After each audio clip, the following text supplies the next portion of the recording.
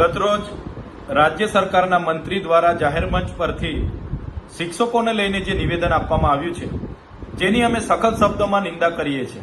અને આ નિવેદન જે સરકારના મંત્રી દ્વારા આપવામાં આવ્યું છે એ સરકારની માનસિકતા છતી કરે છે. આ માત્ર ગુજરાતના શિક્ષકોનું જ અપમાન નથી, પણ આ ગુજરાતની તમામ જનતાનું અપમાન છે. શિક્ષક એ સાધારણ નથી હોતો.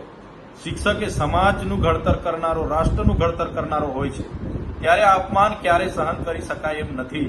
એ મંત્રીશ્રી દ્વારા એક એવી શૈલીમાં, એવા ટોન મારીને વર્ણન કરવામાં આવ્યું, જેના કારણે સામે બેઠેલા શ્રોતાઓ દ્વારા પણ એને મસ્કરી સમાન એમને આવકારી લઈને તાળીઓથી વધાવી લેવામાં આવ્યું.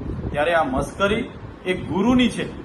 જે ગુરુ કેળવણી આપે છે, જે ગુરુ દેશનું ઘડતર કરે છે, એનું આ અપમાન છે.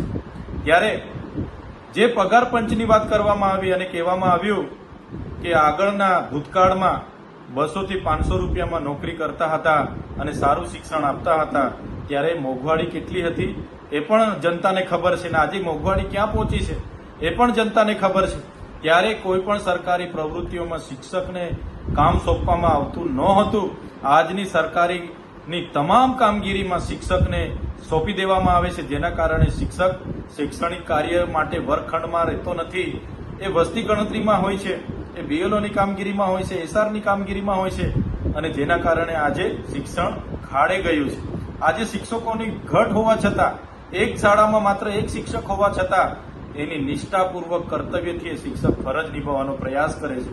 ત્યારે આ પ્રકારનું જે એમનું નિવેદન છે, જે ક્યારે ચલાવી લેવાય નહીં. અમે ગુજરાત સરકારને કહેવા માંગીએ છીએ, એમના મંત્રીને કહેવા માંગીએ છીએ, જો તમે શિક્ષકોનું સન્માન કરી શકતા ના હોય તો શિક્ષકોને અપમાન કરવાનો તમને કોઈ અધિકાર નથી.